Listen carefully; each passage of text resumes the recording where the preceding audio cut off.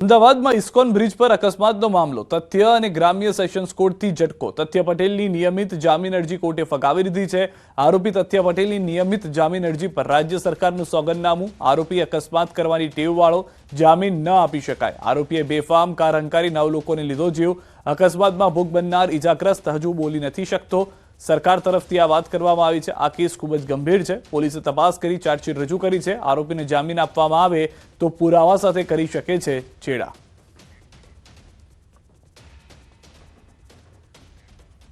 जूनागढ़मां चकचारी अंबाजी मंदिरना महंतना विवाद मामले आजे वहीवटीतंत्र द्वारा वीडियोग्राफी साथे भीड़भंजन महादेवना महंत तनसुखगिरीनो रूम खोल्यो। विवाद बाद महंतना रूमने सील मारी देवायुं हतुं। महेशगिरीना हरिगिरी परना आक्षेपने लईने विवाद शरू थयो हतो। हरिगिरीए અહીં જ પ્રેમગીરીને महंत बनावता विवाद वकर्यो હતો। मामलतदार सहितनो काफलो भीड़भंजन मंदिरे पहोंच्यो હતો। ब्रह्मलीन तनसुखगिरीना रूममां तपास करवामां आवी रही छे। मामलतदार सहितना तंत्रनी टीमे रूममां हाजर व्यक्तिओनी यादी बनावी छे। भविष्यमां कोई विवाद न थाय એટલે वीडियोग्राफी पण करवामां आवी छे। काम है वो हमें या उनको बता के नहीं आएगी। उसका काम है कि मैंने अपने जीवन में क्या किया हूँ, कहाँ कहाँ कर रहा हूँ, क्या है वो हमारे गुणवत्ता के हिसाब में जांच करेगी। उसका काम है गुप्त जांच करना और जूना अखाड़े की महासभा को हैंड ओवर करना। भविष्य में त्या कई वस्तुओं होती भविष्य में कोई हैंड ओवर करवानो प्रश्न थाय तो पछी कोई विवादनुं कारण न रहे एना माटे तमाम पक्षों ने जाण करी अने बधा ત્યાં ઉપસ્થિત રહે અને એમની વચ્ચે એક વિડીયોગ્રાફી નીચે તમામ વસ્તુઓની એક ઇન્વેન્ટરી બને અને બીજા કોઈ પ્રશ્નો ન થાય એના માટે થઈને આ એક પ્રક્રિયા છે હાથ ધરવામાં આવી છે। ડેડિયાપાડાના ધારાસભ્ય ચેતર વસાવાએ 13 કિલોમીટરની પદયાત્રા યોજીને વિરોધ પ્રદર્શન કર્યું। ભરૂચ જિલ્લામાં ગેરકાયદે રેત ખનન, બિસ્માર રસ્તાઓ અને રોજગારીની માંગ સાથે રાજપારડીથી ઝઘડિયા સુધી 13 કિલોમીટરની પદયાત્રા યોજી, જેમાં મોટી સંખ્યામાં લોકો જોડાયા હતા। અધિકારીઓ અને ભાજપ નેતાઓની મિલીભગતથી કૌભાંડ ચાલી રહ્યું હોવાનો ચેતર વસાવાએ આક્ષેપ કર્યો। તો બીજી તરફ ચોમાસામાં બિસ્માર થઈ ગયેલા રસ્તાઓનું હજુ સુધી સમારકામ ન થતા રોષ ઠાલવ્યો છે।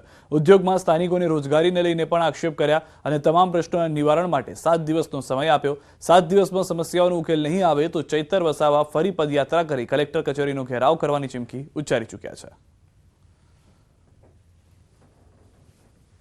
આજે તો અમે રાજપાડીથી લઈને ઝઘડિયા સુધીની પદયાત્રાઓ કરી રહ્યા છે। પછી પણ સરકાર સફાળે નહીં જાગશે તો દિન 7 પછી અઠવાડિયા બાદ 10 દિન બાદ અમે ખૂબ મોટા પાયામાં ઝઘડિયાથી લઈને ભરૂચ સુધીની પણ પદયાત્રા કરીશું અને તંત્રને જગાડીશું। આવનારા દિવસોમાં એ યાત્રા અમારે કાઢવાની ફરજ પડશે ત્યારે અમે ઝઘડિયાથી લઈને નેશનલ હાઈવે 48 થઈને કલેક્ટર કચેરીનો ઘેરાવો અમે કરીશું।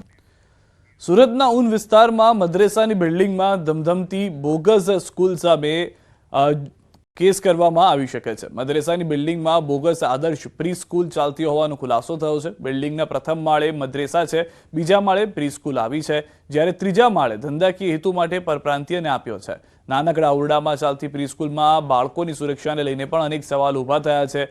વિદ્યાર્થીઓને एसएसके स्कूलना एलसी आपवामां आवता हता। संचालको 1500 रुपया आपी एसएसके स्कूल पासेथी एलसी मेळवता हता। आदर्श प्री स्कूल मद्रेसानी बिल्डिंगमां नाना ओरडाओमां चाली रही छे। एक ज रूममां क्लासरूम अने आचार्यनी ऑफिस पण आवेली छे। शाळानी मान्यता रद्द करवा 5 सभ्योनी कमिटी बनावाई छे, जेने तपास करता तमाम हकीकत सामे आवी छे। एसएसके पब्लिक एकेडमी विरुद्ध 1 मास अगाऊ जिल्ला शिक्षण अधिकारीने फरियाद मळी हती। कमिटीना रिपोर्टना आधारे कार्यवाही करी एसएसके स्कूलनी मान्यता रद्द करवामां आवशे। રાજકોટના ધોરાજીમાં બોગસ સ્કૂલ ચાલતી હોવાના આક્ષેપ થઈ રહ્યા છે, ત્યારે ન્યૂઝ 18 ગુજરાતીએ રિયાલિટી ચેક કર્યું। ચાડવાવદર ગામમાં કાગળ પર ચાલતી શાળા પર ન્યૂઝ 18 ગુજરાતીની ટીમ પહોંચી અને હકીકત જાણવાનો પ્રયાસ કર્યો। શાળામાં ઓન રેકોર્ડ 54 વિદ્યાર્થીઓ અભ્યાસ કરતા હોવાનું દેખાડાયું છે। જોકે તપાસ કરતા એક પણ વિદ્યાર્થી ન દેખાયો। ખખડધજ બનેલી શાળાના વર્ગખંડના બારણા પર તાળા લાગેલા જોવા મળ્યા તો એકાદ બે ઓરડાઓ ખુલ્લા દેખાયા। જોકે તેની બેન્ચ પર માત્ર દેખાવ પૂરતા જ પાઠ્યપુસ્તક મૂકી દેવાયા હોય તેવું જોવા મળ્યું। અમારી ટીમે શાળાના સ્ટાફ સાથે વાત કરવાનો પ્રયાસ કરતા તેમણે મીડિયા સામે કંઈ પણ બોલવાનો ઇનકાર કર્યો। સવાલો કરતા અકળાયેલા સ્ટાફે મીડિયા સાથે જ ગેરવર્તણૂક કરી। ન્યૂઝ 18ની ટીમે જ્યારે ડીઈઓ સાથે ફોન પર વાતચીત કરી તો તેમણે ગાંધીનગરથી ટીમ બનાવવામાં આવશે અને પૂરી તપાસ કરવામાં આવશે તેવો દાવો કર્યો। ડીઈઓએ કહ્યું કે તપાસમાં કસૂરવાર હશે તો કાર્યવાહી કરાશે, પણ સવાલ એ છે કે વર્ષોથી શાળા બંધ છે તો માસ્ટર મસ્ટરની અંદર જે દેખાડવામાં આવેલા વિદ્યાર્થીઓ છે એ ક્યાં છે? ગ્રામજનોનો આક્ષેપ છે કે છેલ્લા 10 વર્ષથી શાળા બંધ સ્થિતિમાં છે અને શિક્ષકો ગેરકાયદે ગ્રાન્ટ અને પગાર મેળવે છે. જિલ્લા શિક્ષણ વિભાગના નાક નીચે વર્ષોથી આ બધું ચાલી રહ્યું છે, તો તેમને જાણ કેમ નથી? સત્ર શરૂ છે, કોઈ રજા નથી, તો વિદ્યાર્થીઓ ક્યાં છે? શાળામાં કોઈ શિક્ષણ કાર્ય જ નથી થઈ રહ્યું, તો શિક્ષકોને પગાર કેમ ચૂકવાઈ રહ્યો છે? હાલ આવા ઘણા સવાલો ઊભા થયા છે.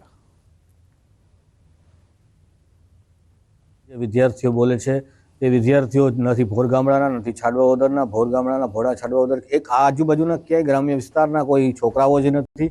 એ છોકરાઓ ક્યાંના છે પહેલાં તો એ તપાસ કરવી જોઈએ.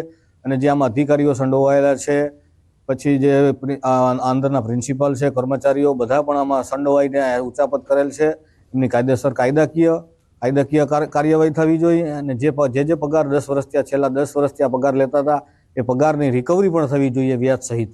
મારી એવી માંગ છે. રાજકોટની વાત કરીએ, રાજકોટના ધોરાજીની વાત કરીએ, ધોરાજી પાસે આવેલ છાડવાવદર અને ભોલ ગામના, તેમાં વચમાં જે કાલારી હાઈસ્કૂલ છે તેના આપણે પહેલાં સીધા દ્રશ્યો બતાવીશ કે હાઈસ્કૂલ ભણવાના લાયક તો નથી, બિસ્માર હાલતમાં અને ખંડેરમાં છે. તેને લઈને આજ વાત કરીએ કે જે રીતે ન્યૂઝ 18 ટીમ રિયાલિટી ચેક કરવા માટે આજે જે કાલારી સ્કૂલમાં પહોંચી, તો અત્યારે જે ઓફિસ છે તે ઓફિસના આપણે સીધા દ્રશ્યો બતાવીશ કે ઓફિસના અંદરમાં અત્યારે પ્રિન્સિપાલ અને સ્ટાફ ત્યાં હાજર છે, છતાં કોઈ બોલવા તૈયાર નથી. કેમેરામેન આપણે સીધા દ્રશ્યો બતાવીશ કે અત્યારે જે ઓફિસના અંદરમાં અત્યારે જે કર્મચારીઓ જે બેઠા છે, અત્યારે જે સ્ટાફ બેઠો છે, પ્રિન્સિપાલ બેઠા છે, છતાં કોઈ જાતનું બોલવા તૈયાર નથી. જે રીતે આ સ્કૂલ છે તે સ્કૂલના અંદરમાં જે વિદ્યાર્થીઓ અભ્યાસ કરવા આવતા નથી. છેલ્લા 10 વર્ષથી આ સ્કૂલ બનશે, ગ્રામીણ લોકો એવું કહી રહ્યા છે, પણ છતાં ચોપડાના અંદરમાં હાલ હાજરી પુરાઈ રહી છે. શિક્ષકો સરકારને ઉતાપત કરી રહ્યા છે. તેને લઈને ન્યૂઝ 18 ટીમ અત્યારે જે રાજકોટ ડીઓ સાથે ટેલિફોન દ્વારા વાત કરવામાં આવી, તેવું કહી રહ્યા છે કે ભાઈ આની ઉપર જે કાયદેસર કાર્યવાહી છે ગાંધીનગરથી ટીમ બનાવવામાં આવશે અને પૂરેપૂરી તપાસ કરવામાં આવશે અને જે બી કસૂરવાળા છે તેને સજા આપવામાં આવશે, તેવું અત્યારે ડીઓ કહી રહ્યા છે. મુનાફ બગાડી, ગુજરાતી, ભોળ ગામડા, છાડવાવદર. આ તરફ હિંમતનગરના રાયપુર ગામની પ્રાથમિક શાળામાં તાળાબંધી કરાઈ છે. શાળામાં શિક્ષકો દ્વારા રોજ ઝઘડા કરવામાં આવતા હતા. અંદરો-અંદર થતા ઝઘડાઓને કારણે બાળકોના અભ્યાસ પર ખરાબ અસર પડતી હતી. ગ્રામજનોએ 5 વખત શિક્ષકોનું સમાધાન કરાવ્યું, પરંતુ પરિસ્થિતિ એમની એમ જ રહેતા આખરે કંટાળી ગ્રામજનોએ શાળાને જ તાળા મારી દીધા છે. જ્યાં સુધી યોગ્ય ઉકેલ નહીં આવે ત્યાં સુધી શાળા ન ખોલવાની ગ્રામજનોએ ચીમકી આપી છે. વડોદરાના સમામાં આવેલા ઉર્મી સ્કૂલમાં વિદ્યાર્થીઓ વચ્ચે મારામારીની ઘટના સામે આવી છે. સ્પોર્ટ્સ ડે નિમિત્તે યોજાયેલી ક્રિકેટ ટુર્નામેન્ટ દરમિયાન મારામારી થઈ હતી. ધોરણ 10, 11 અને 12ના વિદ્યાર્થીઓ વચ્ચે રમાઈ હતી ક્રિકેટ મેચ. ક્રિકેટ મેચમાં ધોરણ 10ની ટીમ ફાઇનલ મેચ જીતવાની હતી. તે સમયે જ કરી હતી મારામારી. સ્ટમ્પ, પથ્થર અને બેટથી 5 જેટલા વિદ્યાર્થીઓને માર મારવામાં આવ્યો હોવાનું ખુલ્યું છે. ઇજાગ્રસ્ત વિદ્યાર્થીઓને સારવાર હેઠળ ખસેડાયા છે. એક વિદ્યાર્થીને માથાના ભાગે પથ્થર વાગ્યો હોવાની આશંકા સેવાઈ રહી છે. સમગ્ર મામલે હાલ સ્કૂલ મેનેજમેન્ટ પર પણ સવાલ ઉઠી રહ્યા છે.